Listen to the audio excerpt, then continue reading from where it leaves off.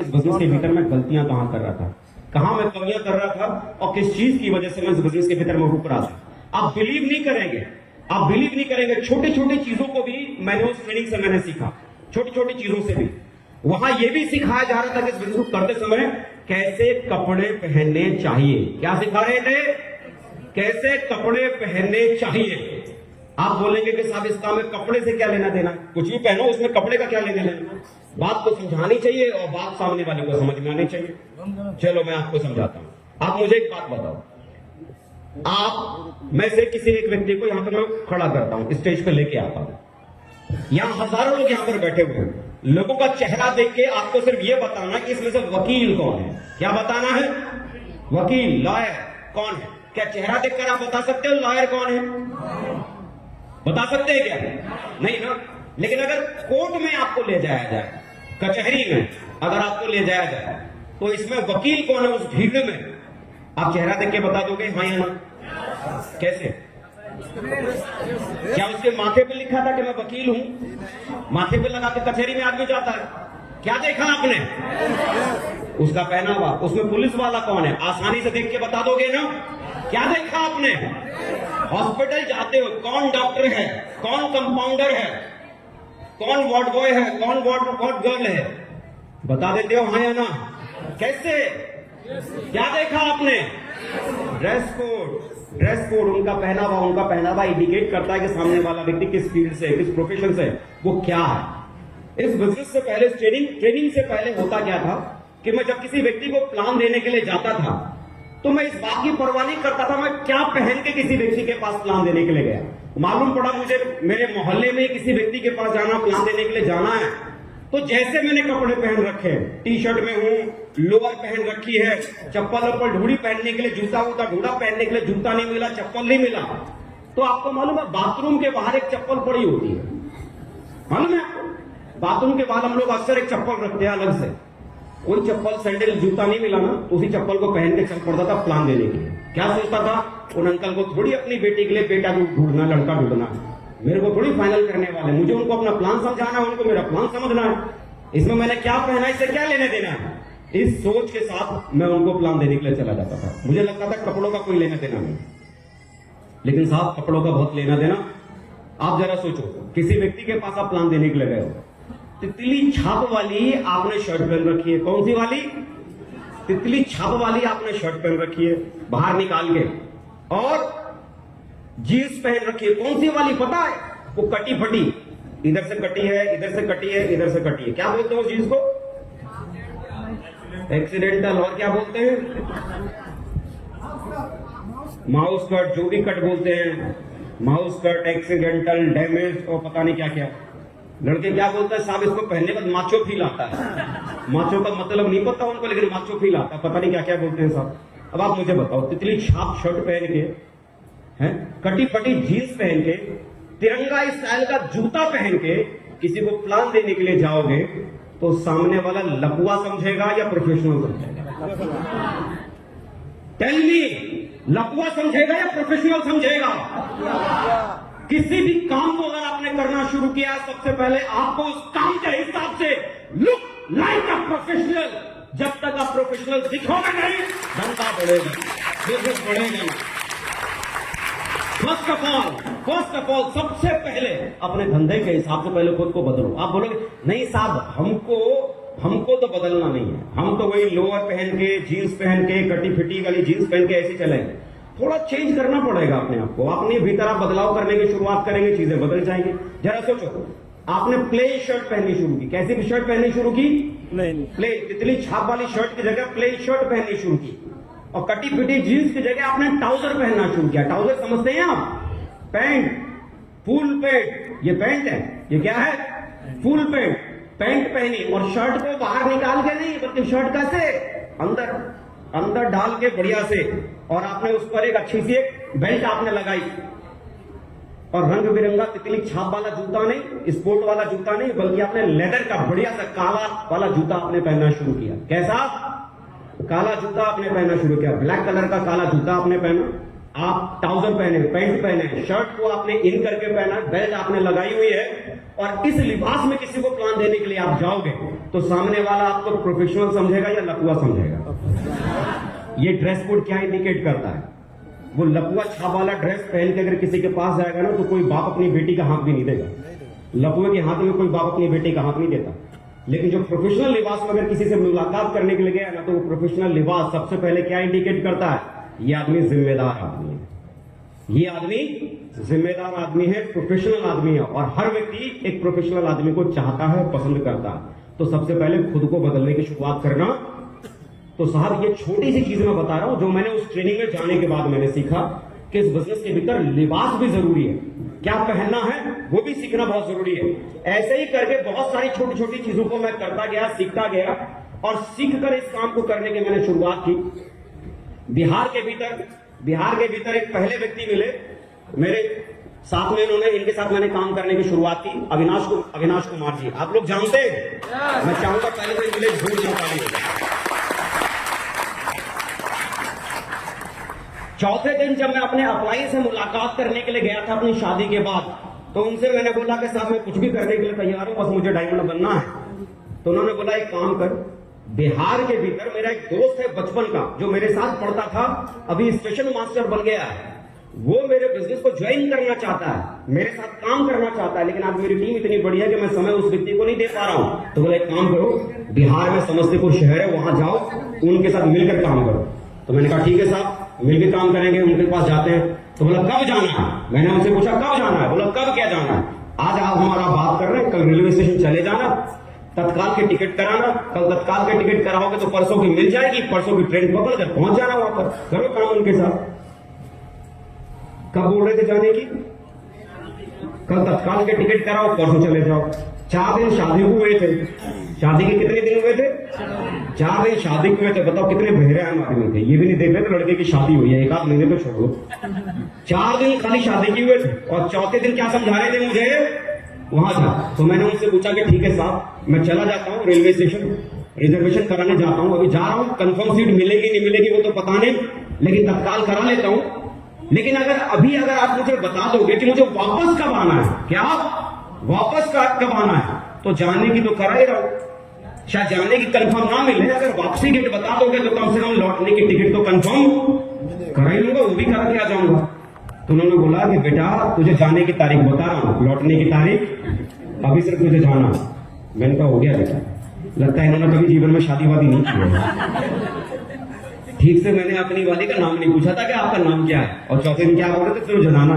बोलो कोई बात नहीं, मैं गया, सुबह तत्काल कराई, वेटिंग में तत्काल मिली, आके मैंने पैकिंग करनी शुरू की। कल शाम की ट्रेन थी। पापा को पता चला जब वो घर में शाम को आए कि लड़का बाहर जा रहा है, कब आएगा तो अभी बता ही नहीं रहा। तो पापा आए मेरे पास, बोला और कहाँ? बोला आपको पता है ना शेप शॉप कर रहा हूँ। बोला मुझे तो 4 साल से पता है तो शेप शॉप कर रहा है। बोलो उसके बाद बता। तो बोला उसी बिजनेस के लिए। बोला बिजनेस का शब्द का नाम न मिले, तेरी ऐसी की तैसी तेरे बिजनेस की, 4 साल से तेरा बिजनेस देख रहे हैं। तो बोला लौटेगा कब? तो मैं लौट आऊंगा जल्दी। बोला हाँ वो तो मैं सुन रहा हूं जल्दी लौटाएगा, तो लौटेगा जल्दी कब? बोलो जल्दी लौट क्या होगा? बोला कब? तो आऊंगा, जल्दी आऊंगा। मुझे साला खुद नहीं पता कि मेरी लौटने की तारीख क्या है, मैं अपने पापा को क्या बोलूंगा मेरी लौटने की तारीख क्या है। तो यही बोलता रहा कि हाँ जगह नारायण पता नहीं क्या क्या उन्होंने बोला नाम खराब कर दिया इसने लड़के ने, बताओ अभी शादी की है और पता नहीं कहां जा रहा। दुनिया समाज सवाल करेगी कि नई लड़की को छोड़ के लड़का क्यों चला गया, क्या जवाब देंगे हम समाज को, क्या बोलेंगे हम समाज को? 10 तरह की बातें कर रहे थे और हर बात में एक ही जवाब दे रहा था, जल्दी लौट के आऊंगा। मुझे खुद डेट नहीं पता थी। बिहार में आया काम करने के लिए। अविनाश कुमार जी पहले वो व्यक्ति थे समस्तीपुर के भीतर जिनसे मेरी मुलाकात हुई और इनके साथ मिलकर काम करना शुरू किया। और इनके साथ मिलकर काम करते हुए ढेर सारे साथी मिले। संजीव कुमार जी मिले, सतीश कुमार जी मिले, अंजनी झा जी मिले, शुभकांत कुमार जी मिले, अजीत झा जी मिले, और ऐसे बहुत सारे ये साथी जो आज यहाँ पर डायमंड बन के आपके सामने बैठे हैं, ये सभी साथी मिले। शुरुआत के 3.5 साल मैंने इस बिजनेस को मैंने किया। कितने साल? शादी के बाद की बात बता रहा हूं। कब की बात बता रहा हूं? शादी के बाद 3.5 साल मैंने बिजनेस को किया। किसके हिसाब से? सिस्टम जो बोलता गया उसके हिसाब से, और अपलाइन जो बोलते गए उनके हिसाब से लगातार काम किया। और 3.5 साल के भीतर इस बिजनेस के भीतर मैं डायमंड बन गया।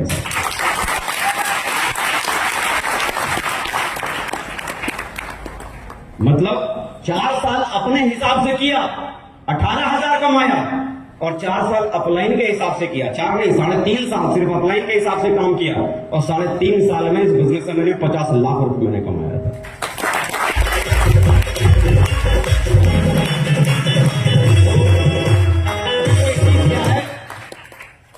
इतना तो समझ में आ गया।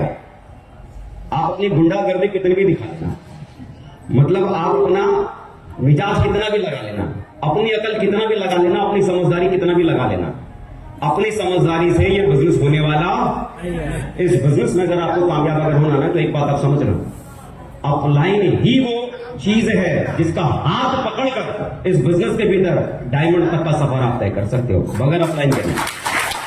बगैर अपलाइन के मैंने खुद जोर लगा लिया साहब, कुछ भी नहीं होता इस बिजनेस के भीतर। वर्तमान में अगर मैं बात करूं तो सिप शॉप में ही नहीं, बल्कि डायरेक्ट सेलिंग इंडस्ट्री में हमारे इंडिया में, डायरेक्ट सेलिंग इंडस्ट्री में हमारे इंडिया में 2nd हाईएस्ट पोजीशन है क्राउन एम्बेसडर।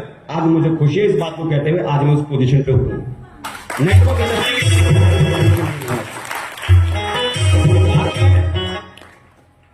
लगता था कि पता नहीं बिजनेस होगा कि नहीं, चलेगा कि नहीं, एक आदमी के लिए तरसता था। आज 17 साल गुजर गया। कितने साल गुजर गए? कितने साल गुजर गए? 17 साल गुजर गए, जिसमें को 4 साल भी शामिल है जहां कोई नहीं आया। लेकिन आज इन 17 सालों में आज मैं अपने नेटवर्क की अगर बात करूं तो करीब करीब आज वो नेटवर्क 12 लाख से ज्यादा लोगों का नेटवर्क आज वो बन चुका है।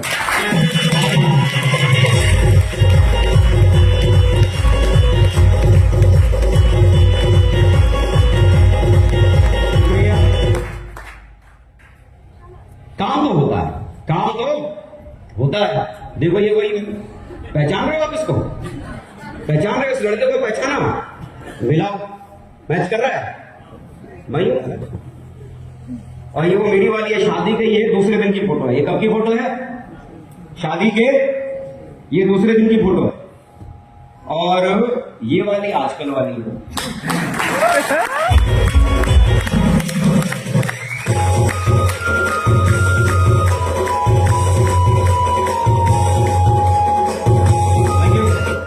मैं एक मीटिंग में ये फोटो में दिखा रहा था, ये मेरी शादी से पहले वाली है और ये मेरी शादी के बाद वाली है। तो वो एक साहब ऐसी मीटिंग में खड़े हो गए, बोले साहब ये बात तो गलत है। मैंने कहा क्या बात गलत है? शादी के बाद आपको बीवी नहीं बदलनी चाहिए थी। तो मैंने कहा भाई साहब वही वाली है। तो ये ऐसी कैसे हो गई? तो मैंने बोला भाई पैसा इतना गजब का फेयर एंड लवली है ना, अच्छो अच्छों की किस्मत बना, अच्छो अच्छों का चेहरा बनना चाहिए। Money is the biggest fairness cream. जो पैसा आपकी जिंदगी में बदलाव ला सकता है, सोचो मत। दुनिया बदलती है, इतना बदलती है जितना कि आप सोच भी नहीं सकते। बिजनेस ने बहुत कुछ दिया, और आज इस बिजनेस की वजह से आज हम हस्बैंड वाइफ मतलब वो सारे शौक पूरे कर पाए जो कभी जीवन में सोचा नहीं था। देश विदेश घूमे इस बिजनेस की वजह से, अपने वाइफ के साथ Singapore, Malaysia, Hong Kong, Macau, Thailand, Finland, Austria, Hungary, Brasilia, Slovakia, Spain, Tehran, Russia, Italy, Dubai, Turkey, Vietnam, इन सारे देशों को घुमा। जो कभी लगता था कि आगरा से मथुरा भी कभी घूमेंगे कि नहीं, मथुरा हमारे शहर से 50 किलोमीटर की दूरी पे था, कभी अपने पैसे से घूमने नहीं गए, कभी गए ही नहीं था अपनी लाइफ में। लेकिन बिजनेस मिला जिसने एक शहर ही हिंदुस्तान में नहीं बल्कि दुनिया दिखाने की शुरुआत कर दी, दुनिया बदल गई। बहुत सारे लोग बोलते हैं कि साहब पैसा नहीं आता। क्या बोलते हैं सतीश जी? गजब। चेक दिखाओ तो पता है क्या बोलते हैं? Photo copy. क्या बोलते हैं? कंप्यूटर पे छाप के लोग निकालते हैं साहब, एडिट करके लोग निकालते हैं, पता नहीं क्या क्या। मैं यहां पर जो मैं आपको दिखा रहा हूं, शायद कुछ क्लियरिटी होगी, नहीं होगी तो मैं आपको क्लियर कर दूंगा। ये फॉर्म नंबर 26 AS है जो मैं आपको दिखाने जा रहा हूं। बहुत सारे लोग जो गवर्नमेंट डिपार्टमेंट में होंगे या फाइनेंस को जो समझते होंगे या अकाउंट्स को मैनेज करते हैं, वो अच्छे से जानते हैं फॉर्म नंबर 26 AS का मतलब ये लीगल डॉक्यूमेंट है, आपका लीगल फाइनेंशियल डॉक्यूमेंट है जो मैं आपको दिखा रहा हूं। ये फाइनेंशियल ईयर जो अगर यहाँ पर क्लियर ना हो, पूरे 1 साल में सिप शॉप ने कितना पैसा मुझे ट्रांसफर किया यहां लिखा है। अगर आपको क्लियर नहीं दिखाई दे रहा, मैं यहां स्क्रीन में भी दिखाता हूं।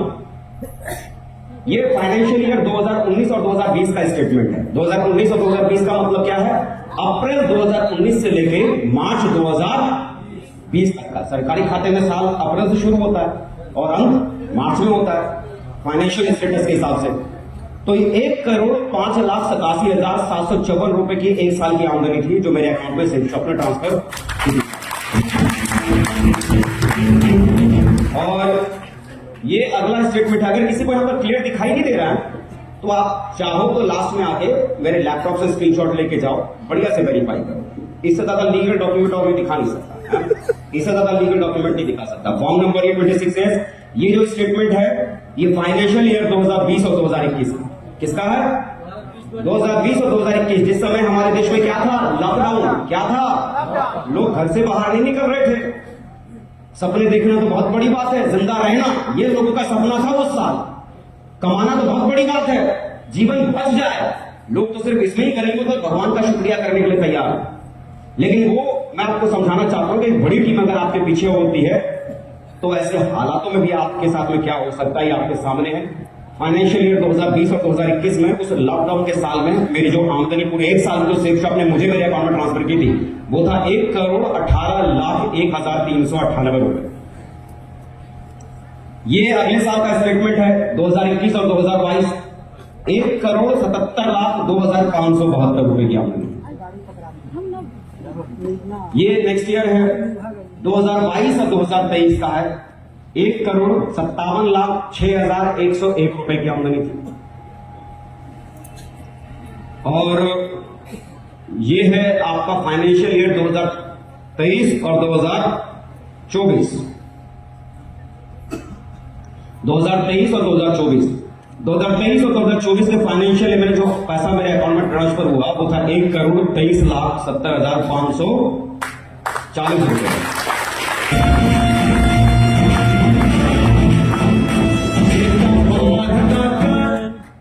लोग कहते हैं पैसा नहीं आता, मैं सालों का स्टेटमेंट दिखा रहा हूं, महीने, 2 महीने, सप्ताह, 2 सप्ताह का नहीं, बल्कि कितने सालों का स्टेटमेंट दिखा रहा हूं कि सब पैसा आता है और लगातार आता है, भरपूर आता है।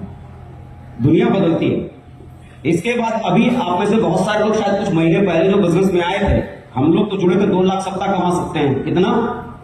मतलब महीने सप्ताह में 2 लाख कमाओगे, महीने में 8 लाख कमाओगे और साल में मैक्सिमम कितना कमा सकते हो? 1,04,00,000। इतना ही कमाने के फॉर्मूले में जुड़े थे। लेकिन अभी आपके पास में कितना कमाने का ऑप्शन है? सतीश जी ने बताया कितना? 40 लाख।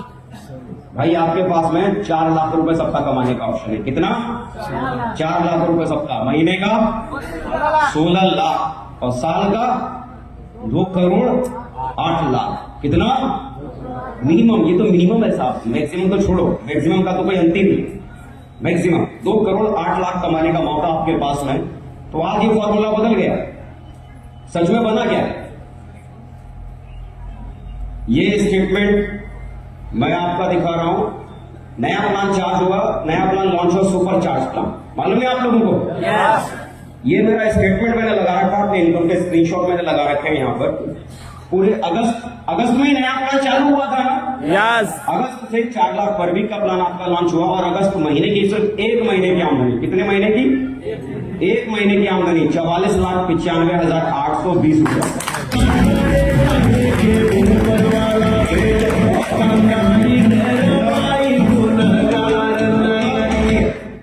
आधा करोड़ तो 1 महीने में, लगभग आधा करोड़। जब मैं इंजीनियरिंग कर रहा था, अपनी पढ़ाई जब करता था, इंजीनियरिंग की पढ़ाई को करते हुए मैं सिर्फ इतना ही सपना देखता था कि अगर 20-25 हजार की नौकरी अगर लग जाएगी ना तो मैं समझूंगा मेरी किस्मत हो गई।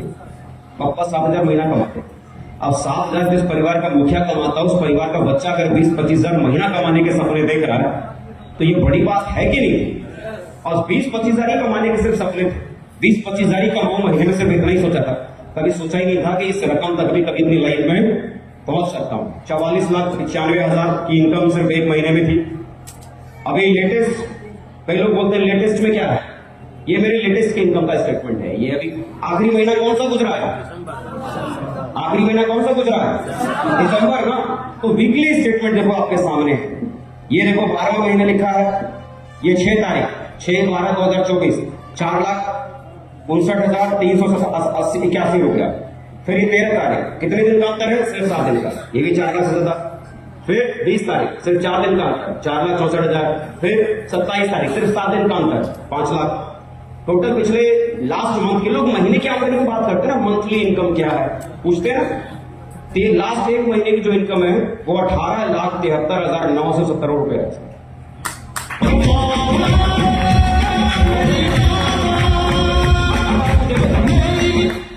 फैसला आता है कि नहीं आता है, बनता है कि नहीं बनता है। अभी 2 सप्ताह और गुजरेगा, वो 2 वीक के स्टेटमेंट आपके सामने लगे हुए हैं। जनवरी के first week, second week, last यही चेक आपका शो हुआ ना।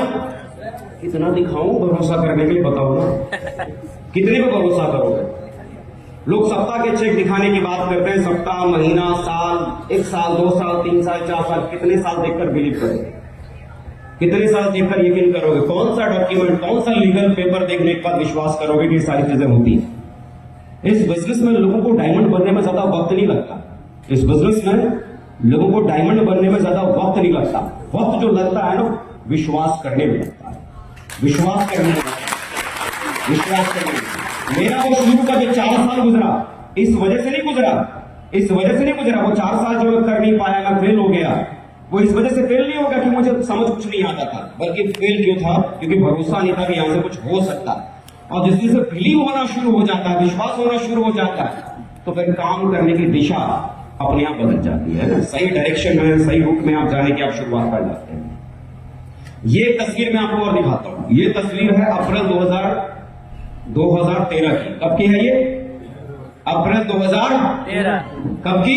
अप्रैल 2013 में मैंने पहली कार खरीदी थी अपनी लाइफ की। बहुत छोटी सी गाड़ी थी, पटना के भीतर ही खरीदी थी। पटना में आशियाना ह्युंडई से खरीदी थी। कुल 4 लाख रुपए की गाड़ी थी, ह्युंडई कंपनी की ईऑन। नाम सुना है आपने? ईऑन खरीदी थी, ये 4 लाख वाली। और मजे की बात है, इस गाड़ी के साथ जो खड़ी है वो मेरी वाली। किसकी वाली?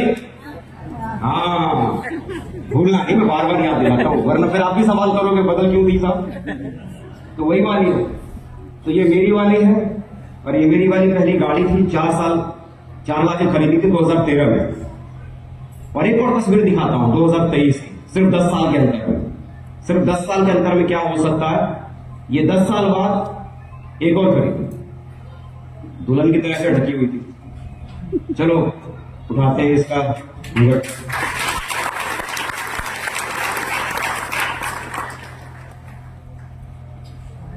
मतलब एक ऐसा ब्रांड, एक ऐसी कार जो शायद मुझे लगता नहीं था कि सोच भी सकते थे कि शायद ऐसी गाड़ी खरीद भी सकते थे। मुझे लगता था अब तक जो फिल्मों में देखते थे, ऑडी, मर्सिडीज, BMW, इतना ही तो जानते थे फिल्मों से कि ये सबसे लग्जरी गाड़ियां होनी थी।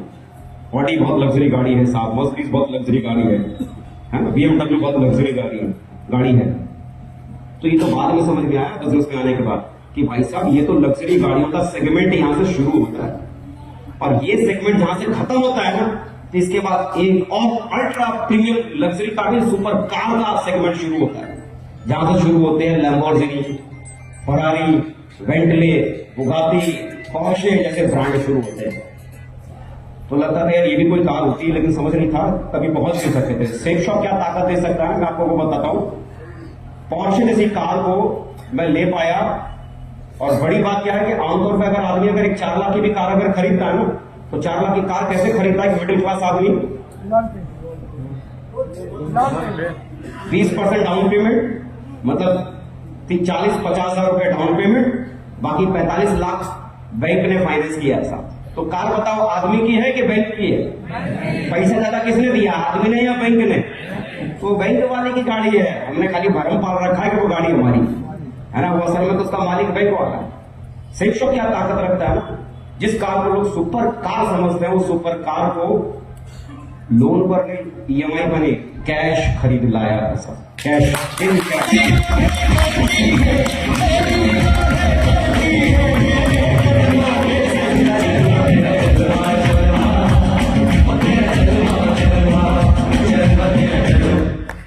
क्या लग रहा है मैं क्या बताना चाह रहा हूं आपको? कार आ गई तो मैं बहुत बड़ा आदमी बन गया, बंगला बना लिया तो बहुत बड़ा आदमी बन गया, लाखों कमा रहा हूं बहुत बड़ा आदमी बन गया, तो मेरी सुनो मैं तुम्हें बहुत बड़ा आदमी हूं ना। ये बताने की मेरी मंशा है ही नहीं, ये बताने की मेरी कोशिश है ही नहीं।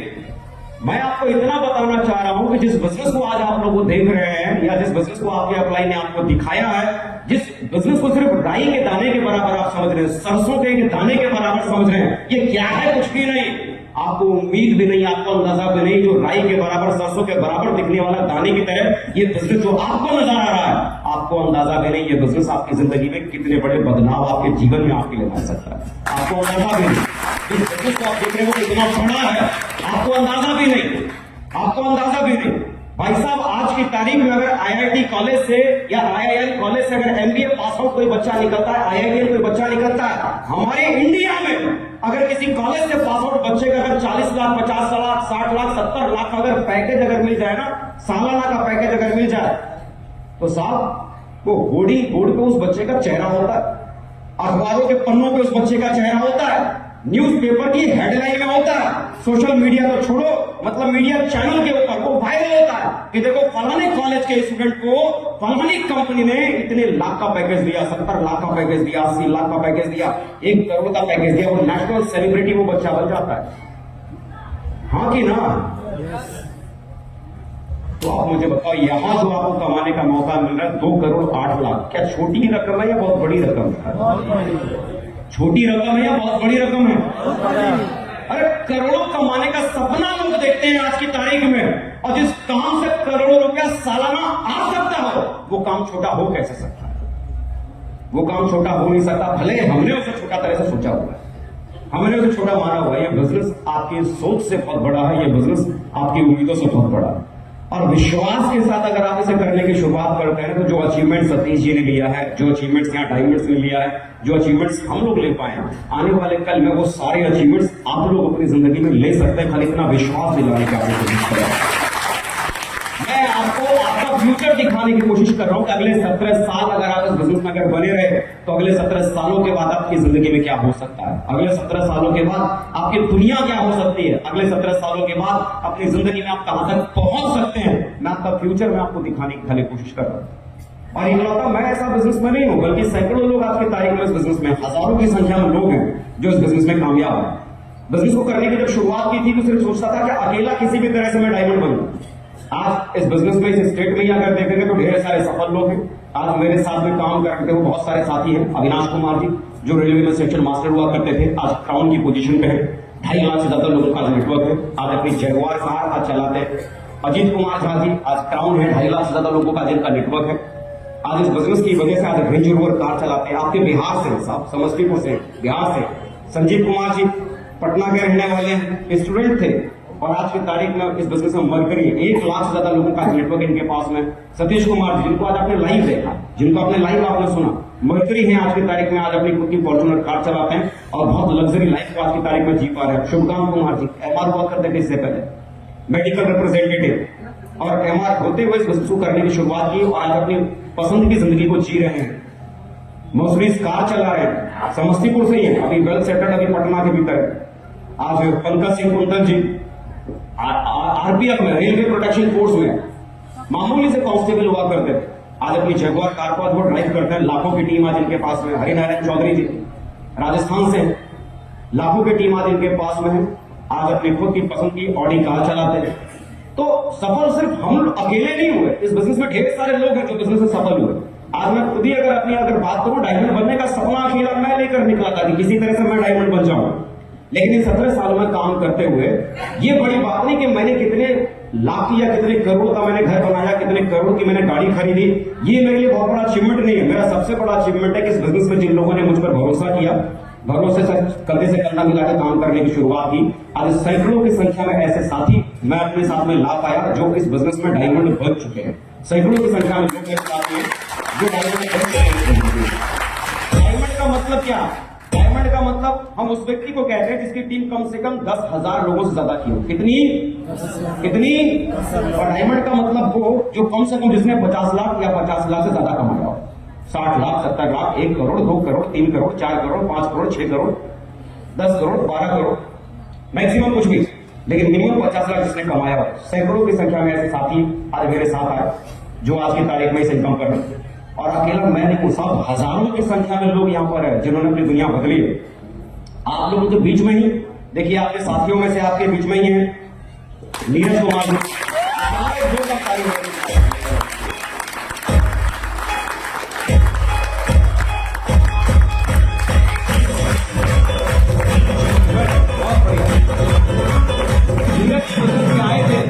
नीरज जी बिजनेस में आए थे, आप ही के शहर से है ना?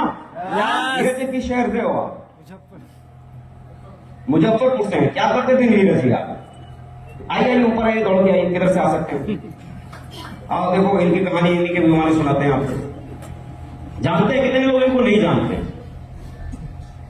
सभी जानते हैं, सेलिब्रिटी बन गए यार। लोगों को पता है जिस मोहल्ले में लोग पैदा होते हैं उस मोहल्ले में 4 घर के अलावा 5वां घर नहीं जानता। बड़ी बात है ना।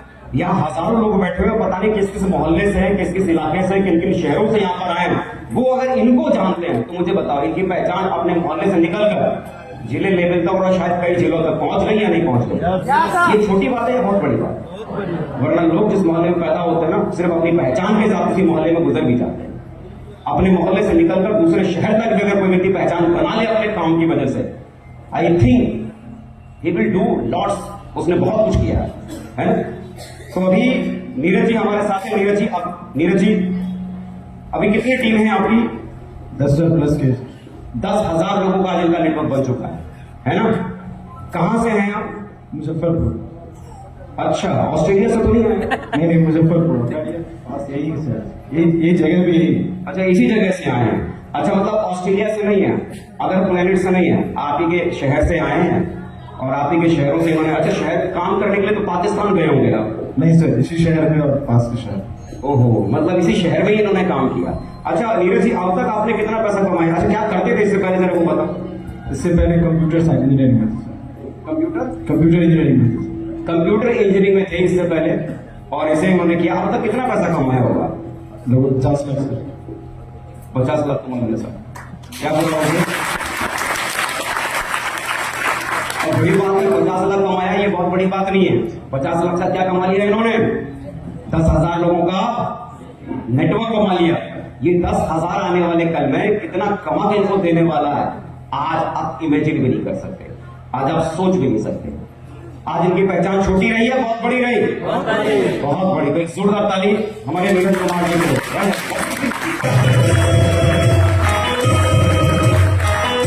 जोरदार ताली नीरज कुमार जी को।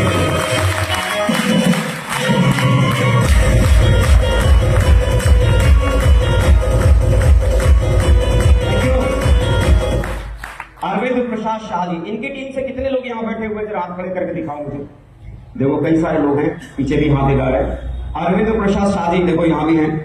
अरविंद प्रसाद शाह जी सरकारी नौकरी में थे। लोग कहते हैं कि साहब सरकारी नौकरी वाले ये काम तो करते नहीं क्योंकि उनकी लाइफ सेटल है, वो सेटल है। जो सेटल आदमी है उसको करने की क्या जरूरत है? आदमी का देखो सबसे बड़ा सवाल, जिसकी लाइफ में बढ़िया चल रहा है ना, सोचता क्या ठीक ठाक कमा तो रहा हूँ, 50,000 की तनख्वाह है, 60,000 की तनख्वाह है, 70-80 हजार, लाख 1.5 लाख की तनख्वाह है, जब बढ़िया तनख्वाह है, बाल बच्चे अच्छा खा पी रहे हैं, तो मुझे ये फालतू वाला काम करने की क्या जरूरत है? तो आपको क्या लगता है किसी भी आदमी को ये काम कब करना चाहिए? जब सब कुछ अच्छा चल रहा हो या सब कुछ जब खराब हो? कब करना चाहिए? कब करना चाहिए? 2 लोग थे और दोनों को प्यास लगी थी। एक ने क्या किया, जब प्यास लगी उसने कुआं खोदना शुरू किया। कुआं खोदेगा, पानी निकालेगा, पी लेगा, और मजे की बात कुआं खोदते खोदते ही वो आदमी मर गया। क्यों मर गया? वो प्यास लगने के बाद खोदना शुरू किया, और जब तक कुआं पूरा खोदता उससे पहले वो दुनिया से। और दूसरा आदमी क्या था, उसने पहले ही कुआं खोद रखा था।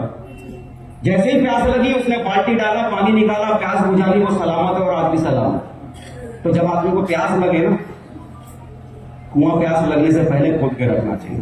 जब आदमी की लाइफ में सबसे अच्छा कोई भी नया काम करने का मौका कब होता है? जब आदमी की जिंदगी में सब कुछ बहुत अच्छा चल रहा हो, तब आदमी अपने बुरे दिन की तैयारी करने का वो बेस्ट टाइम।